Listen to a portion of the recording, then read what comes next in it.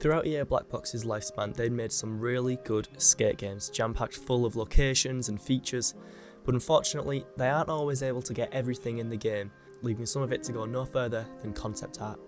Today, we'll be having a look at that concept art and speculating what Skate 4 could look like just based off this art. Now, all of this is just fun speculation, nothing I say in this video is fact, like I said, just fun speculation.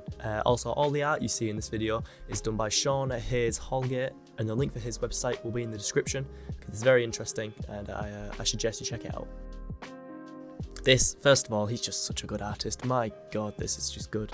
So, the boats and the planes that we see on this picture could be a replacement for the trains in Skate 1, like a fast travel feature that can fast travel over long distances, where you see these buses down here at the bottom. They could be used for shorter distance fast travel, but they could also be cheaper, because you might be able to get money in this game, like Skate 2. I don't know. If we look over to the right, we can see a skater on top of this giant building, so hopefully we'll be able to get inside and on top of more buildings without having to use glitches. Because in Skate 2 it was quite fun going inside buildings and skating inside of them. Also, it looks like the top of the buildings are designed to be skatable. Like, for example, towards the bottom here, towards like the middle bottom here, we can see one of the bits almost looks like a ramp to me. I don't know, that's just what it looks like to me. So this one is titled Old Pier, and this could be an area. Perhaps in some points of these maps you have to wait at a certain time to be able to skate it. For example, you might have to wait for the tide to go down to be able to skate this area. For example, in some Forza games you have to wait for lakes to freeze over to get to certain areas.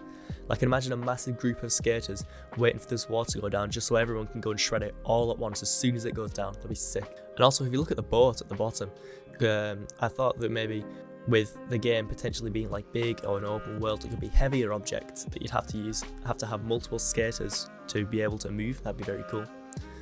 And we can see also these red arrows that the artist has drawn, because they're really basing the map around whether the skater will be able to skate it properly. So you can see all these half pipes about that are just basically integrated into it, and it just looks sick, really. It looks really cool.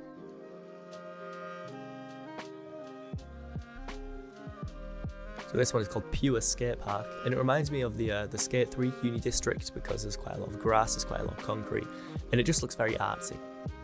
Once again, the red lines, they make it seem to me like it's meant to be a very fancy looking pump track. That could be good for realistic style players. But to me, I like to play realistic, and it just looks very nice altogether.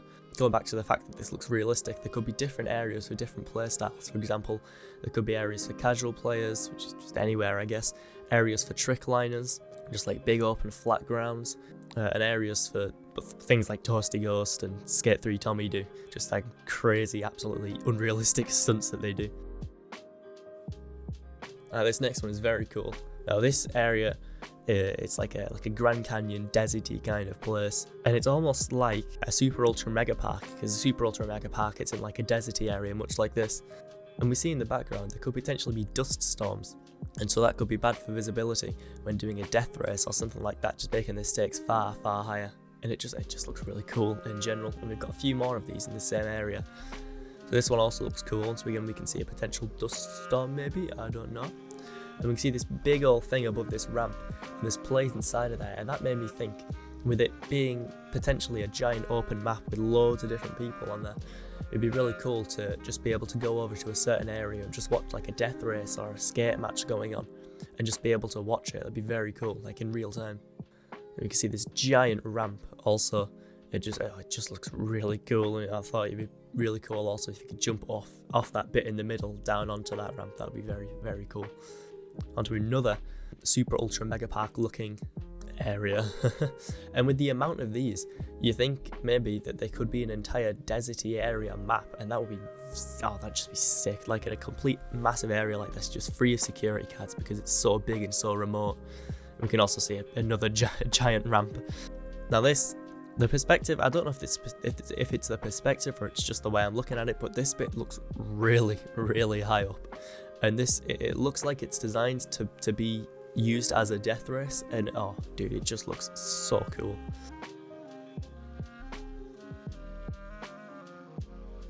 So the next one, we're in like a foresty kind of area, and the foresty kind of area, it looks quite like a DIY track, I have to say. And perhaps you'd be able to make your own DIY parks in the wilderness, and you'd have to buy wood to build ramps. That'd be very cool.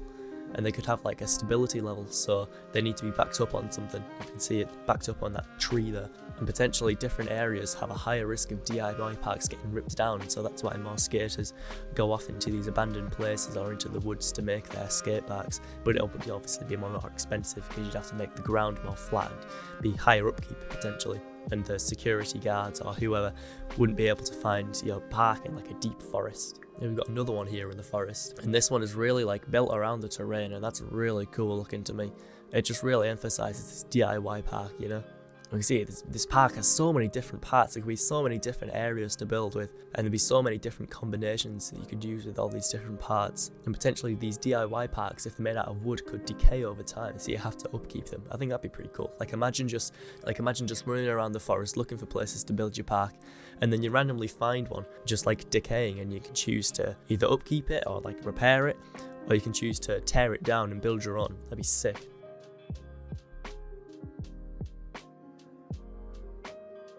So this area is called the Zen Plaza, and to me it's like an enclosed area because you can see the walls around it, but it's like its own contained area. And I was thinking that if an area is big enough to have like a Chinatown type area, then potentially the city could be massive, and like different parts of the city could have different types of architecture. I mean, there's different ways to skate it anywhere you go. For example, like here we can see like a Chinatown kind of thing, with it being called Zen Plaza. And instead of an art gallery from Skate 1 and that Skate 3 DLC, there could be an entire art district with cool and interesting sculptures to skate. That'd be sick. There could be a skyscraper district where you'd be able to play skate on top of a skyscraper potentially. That'd be just an insane backdrop. And I can just imagine like Toasty Ghost or Skate 3 Tommy just jumping from building to building. That'd be sick. There could be a Hollywood Hills type area where you can just jump into dried up pools and you can jump in from the roof. That'd be sick. And there could be like a beach area where you can skate on these like big abandoned cruise ships, and these like abandoned water parks would be awesome to skate in as well.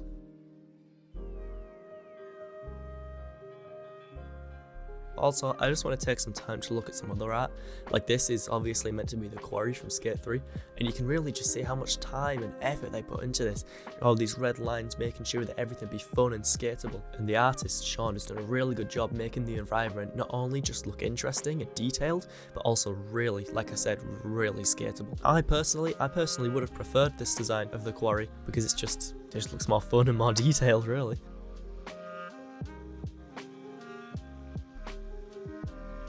This is, well, he did such a good job that they decided to basically put this exact design into Skate 3 aside for some minor changes. It's just really impressive. And if the artist Sean is doing the art for Skate 4, then I have no doubts that this map will be full of interesting, detailed and fun areas for us to skate. Now I know I said this before, but I would strongly recommend you check out Sean's website, because I didn't feature all of the art in this video from his website.